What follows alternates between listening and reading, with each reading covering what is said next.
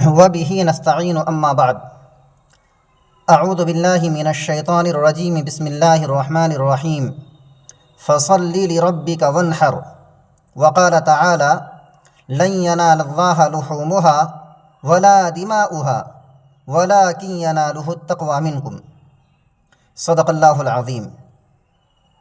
حاضرین محترم، چونکہ قربانی کے ایام بہت ہی قریب ہیں، اس لیے مناسب سمجھتا ہوں کہ بہت ہی کم وقت میں قربانی کے فضائل، مسائل، قربانی کے اوقات، عید الاضحیٰ کے نماز اور قربانی کے جانور کے ضروری شرائط کو آپ حضرات کی خدمت میں پیش کروں۔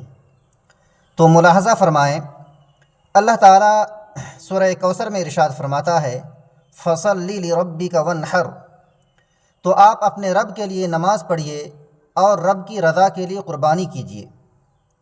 اللہ تعالیٰ دوسری جگہ ارشاد فرماتا ہے لَن يَنَالَ اللَّهَ لُحُومُهَا وَلَا دِمَاؤُهَا وَلَكِنْ يَنَالُهُ التَّقْوَى مِنْكُمْ، کہ اللہ تعالیٰ کو نہ تو قربانی کے جانور کا گوشت پہنچتا ہے، نہ ان جانوروں کا خون پہنچتا ہے، بلکہ اللہ تعالیٰ کو تو تمہارے دلوں کا اخلاص اور تقوی پہنچتا ہے۔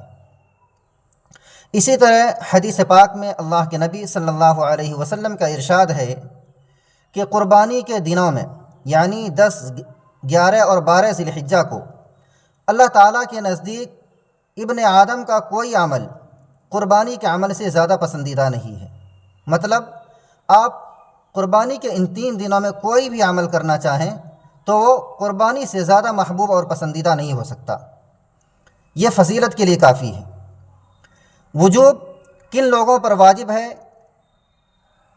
ہر اس مسلمان پر جو عاقل ہو، عقل مند ہو، بالغ ہو، ذی شعور ہو، مقیم ہو، مطلب اپنے شہر یا اپنے گاؤں میں رہتا ہو اور صاحب نصاب ہو۔ اگر یہ 5 شرطیں پائی جائیں، ایک آدمی مسلمان ہے، عقل مند ہے، بالغ بھی ہے اور اپنے شہر میں مقیم بھی ہے، اور قربانی کے ان 3 دنوں میں ان کے پاس نصاب کے بقدر مال بھی ہے، تو ان پر قربانی کرنا واجب ہے۔ اگر ایسا آدمی قربانی نہ کرے تو گنہگار ہوگا۔ جن لوگوں کے اندر یہ شرطیں نہ پائی جاتی ہوں وہ بھی اگر قربانی کرے، انسان صاحب نصاب نہیں ہے پھر بھی قربانی کر رہا ہے، مقیم نہیں ہے، بالغ نہیں ہے، تب بھی قربانی کر رہا ہے، تو ان کے لیے بھی قربانی کے بڑے فضائل ہیں، ان کو قربانی کی تمام فضیلتیں حاصل ہوگی۔ وقت کیا ہے؟ وقت 10 ذی الحجہ کی فجر کی نماز کے بعد، بلکہ طلوع آفتاب کے بعد 12 ذی الحجہ کے غروب تک، اور شہروں میں جہاں پر عید الاضحیٰ کی نماز ہوتی ہے وہاں پر عید الاضحیٰ کی نماز کے بعد۔ معیار جانور کس معیار کا ہونا چاہیے؟ تو اس بات کا خیال رکھیں کہ جانور صحت مند ہو، کسی طرح کا اس میں عیب نہ ہو۔ عمر کیا ہے؟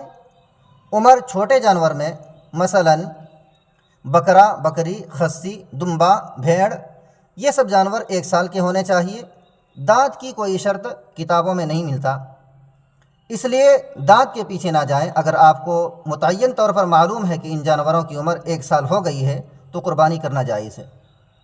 اسی طرح بڑے جانوروں میں بھینس اور بڑے چوپایوں میں 2 سال کی شرط ہے۔ اس سے بڑے جانور اونٹ میں 5 سال ہونے کی شرط ہے۔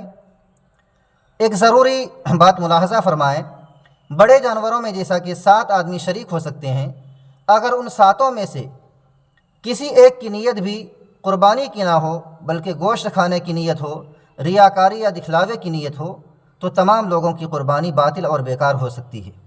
اس لیے ہوشیار رہیں اور اپنے شرکاء کو ایسے ہی تلاش کریں جو تمام کے تمام مخلصین ہوں اور اللہ کی رضا کے لیے قربانی کرنے والے ہوں۔